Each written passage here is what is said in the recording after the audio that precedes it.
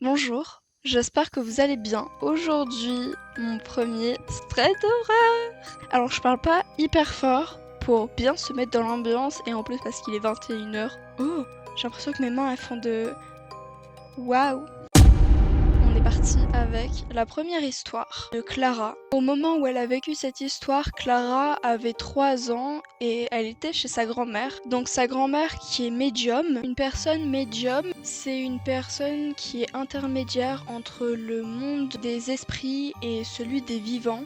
Et sa grand-mère habitait dans une vieille maison effrayante. De plus que dans la maison, il y avait des présences d'enfants morts, d'un homme pendu et autres, ce qui est déjà très effrayant. Et il se passait souvent des choses étranges, donc quand il se passait quelque chose, c'était pas vraiment anormal vu que il se passait souvent des choses. Clara nous dit qu'elle passait la plupart de son temps quand elle était chez sa grand-mère dans le grenier, toute seule, et elle parlait dans le vide. Je mets le vide entre guillemets, vous allez comprendre pourquoi.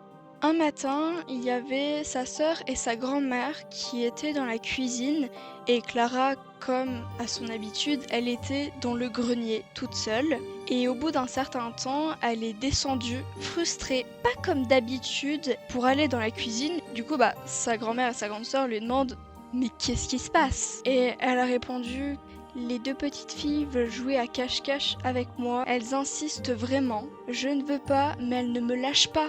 Sa sœur, à ce moment-là, on va la comprendre, elle est devenue totalement pâle. Peu de temps après, sa grand-mère a déménagé et ensuite la maison a été détruite. Et Clara nous dit qu'elle a aucun souvenir de ce qui s'est passé et de cette maison. Bon, après, elle avait 3 ans, donc c'est à peu près normal pour son âge de pas trop se souvenir. Prochaine histoire de Desti qui a aujourd'hui 33 ans, mais quand elle nous raconte cette histoire, elle en avait 5. Elle avait une grande sœur qui était âgée de 4 ans de plus qu'elle, sauf que sa grande sœur n'est pas importante dans l'histoire. Et elle avait une petite sœur de 2 ans de moins qu'elle, mais on va la retrouver plus loin dans l'histoire. Desti avait une amie imaginaire qui s'appelait Chavalena. Avoir une amie imaginaire, c'est assez courant à cet âge-là. Moi personnellement, j'en avais pas. Une fois, sa grande sœur l'a entendu dire «La gentille Chavalena, ne prends pas le couteau dans le placard de la cuisine.» Un autre jour, ses parents, qui étaient dans le salon, ont entendu un gros bruit venant de sa chambre, à savoir que Desti dort dans un lit en hauteur. Ses parents, en entrant dans la chambre, ont découvert Desti dans une grande caisse à jouets sur le lit en hauteur. Apparemment, Chavalena lui aurait dit qu'elle était en colère et qu'elle lui a dit de sauter pour se faire pardonner parce qu'elle lui avait crié dessus parce que Chavalena voulait couper les cheveux de sa mère avec le gros couteau dans la cuisine. Depuis ce jour, Desti n'a plus jamais parlé à Chavalena. Tant mieux, parce que son amie imaginaire était un peu, voire même beaucoup, inquiétante. Et maintenant, vous vous souvenez de la petite sœur de Desti dont je vous parlais, qu'elle allait revenir plus tard dans l'histoire. Donc sa petite sœur avait toujours une sorte de peluche en forme de clown qu'elle avait appelée Pipo. Donc elle nous dit que sa petite sœur promenait sa peluche, enfin rien d'anormal jusque-là. Sauf que un jour, elle dit à sa grande sœur «J'ai Pipo avec moi parce que sinon il va se balader partout et mangera le chat.» Oui, je l'ai pas précisé, mais ils ont un chat. Enfin, ils avaient un chat. Rassurez-vous, il est pas mort dévoré par la peluche, mais il est mort d'obésité, donc d'arrêt cardiaque, et qu'une fois sa petite sœur arrachait le nez de Pipo pour le punir de lui avoir dit des trucs méchants. Bon, aujourd'hui elle ne parle plus à cette peluche, mais ce qui revient d'être creepy, c'est qu'elle a toujours cette peluche. Pour la troisième histoire, je vais vous raconter l'histoire de... On va l'appeler Emily. Elle a pas donné son nom, donc on va l'appeler Emily. C'était pendant les vacances d'été. À l'époque, elle avait 12 ans. Tous les jours, elle se donnait rendez-vous avec ses 2 amies, qu'on va appeler Aline et Laura, dans la forêt parce qu'ils commençaient à construire une cabane. À savoir que dans la forêt où ils y allaient, il y avait une légende comme quoi il y avait un certain monsieur R, une personne extrêmement dangereuse qui se droguait et qui était alcoolique, une personne très dangereuse qui se baladait dans la forêt pour enlever des personnes et les tuer. Donc un bon jour comme les autres, Emily rejoigna Aline et Laura dans la forêt pour terminer de construire leur cabane. Donc ils construisent leur cabane pendant quelques heures, puis ils font une pause. Et pendant cette pause, ils se racontaient cette fameuse légende de ce certain monsieur R.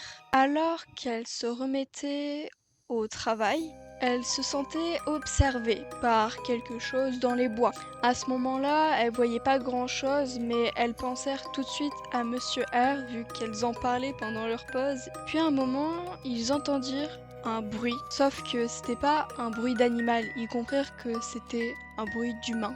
Donc Laura, qui était plus grande, décida de monter sur l'échelle pour atteindre la cabane, pour regarder ce qui se passe. Et en montant sur l'échelle pour voir aux alentours, elle se décomposa et dit aux filles de partir, de courir, loin de là. Quand elle leur dit ça et qu'elle vit l'expression faciale de Laura, elles partirent en courant, laissant tout sur place, donc tous les matériaux, donc tout ce qui est outils. Et quand elles ont commencé à courir, elles ont vu bon. Il y avait ce certain monsieur R qui les poursuivait dans la forêt en courant. Ça devait être ultra flippant. Donc ce monsieur R les poursuivait avec une dague de chasse à la main. Et dans leur tête, elles se disaient qu'il ne fallait surtout pas qu'il les rattrape. Sauf que de la forêt à chez elles, il y avait environ 1 kilomètre pour aller se réfugier et aller prévenir les adultes, parce que à ce moment-là, elle n'avait pas encore de téléphone portable. Et au bout d'un moment, Monsieur R comprit où elles allaient et il commença à ralentir. En même temps que les filles couraient, elles criaient de toute leur force. Elles ont bien fait parce que les adultes les ont entendues et allaient voir ce qui se passait en fait tout simplement. Et une fois quitté de la forêt, Monsieur R s'arrêta juste devant les bois avec sa lame à la main. Elles avaient bien compris que le couteau n'était pas là juste pour faire beau. Qui sait ce que ce taré leur aurait fait s'il aurait réussi à attraper l'une d'entre elles dans les bois. Il leur fallait une vingtaine de minutes pour leur remettre les émotions, ce qui est totalement normal parce que un vieux fou te poursuit dans les bois avec un couteau dans la main, et depuis ce jour, elles ont interdiction de repartir dans les bois et je comprends totalement cette décision. Sauf que 2 jours plus tard, les adultes se préparaient bizarrement. Et ce soir-là, Emily dormit chez Laura. De la fenêtre de Laura, elles avaient une vue sur tout le quartier. Elles ont vu les adultes partir avec des bâtons, des marteaux, etc. Elles n'ont pas tout vu, mais elles ont vu que ce certain Monsieur R était revenu et que les parents s'en sont chargés. Et puis quelques minutes après, le SAMU est venu chercher ce Monsieur R qui était très mal en point. Le SAMU est sûrement venu car les voisins avaient entendu des cris. Tout le lendemain, les gendarmes sont venus leur répéter les derniers mots que ce cinglé leur a dit avant que l'ambulance parte. Il avait juré de revenir tous les fumer. Par chance, ce Monsieur R a été interné plusieurs années. Les traitements qu'il a dû subir l'ont bien affaibli, mais il reste toujours craint par sa légende. Bon, j'espère que ces 3 petites histoires vous ont plu. J'ai choisi 2 petites histoires par rapport à du surnaturel et une assez longue histoire qui peut se passer en fait comme ça dans la vie et qui se passe même plus souvent que l'on croit. J'espère que ça vous a plu, j'espère que je les ai bien racontées pour une première fois. N'hésitez pas à dire en commentaire ce qui va pas, quelles histoires vous ont donné le plus de frissons. Et sinon, moi je vous fais plein de gros bisous!